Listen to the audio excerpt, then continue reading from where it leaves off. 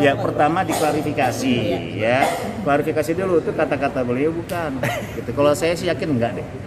Sebab saya kenal sosok beliau, seorang yang santun, seorang yang elegan, seorang akademisi yang sangat ideal.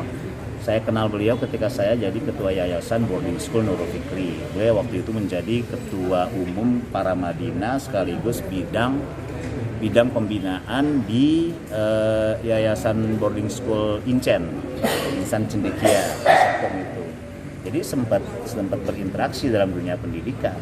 Jadi saya kenal benar gitu. Kalaupun benar kata beliau dengan pancingan-pancingan orang media nih karena pertanyaannya, maksud dan arahannya itu bukan ke sana, bukan mohon maaf, bukan mengecilkan, menyepelekan saya gitu. Sebab dia juga kenal saya gitu. 15 tahun saya berkelut tentang masalah pelajaran dan pengamalan dari politik Islam di Timur Tengah, ini juga menjadi pertimbangan beliau.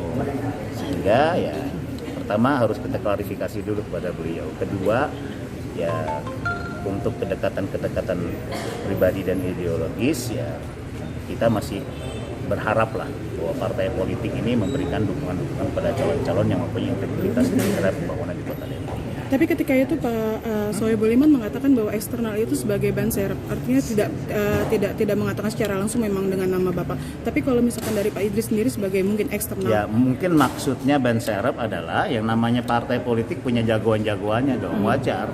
Siapapun, Golkar punya, ini punya, seperti itu. Ya kan wajar kan? Kalau saya kan nggak punya partai politik. Ya, itu sih hak-hak mereka ya sah-sah aja gitu. Ya pertama beliau sudah yakin beliau mengatakan ban serep. Enggak. Eksternal ban serep. Eksternal sebagai ban serep.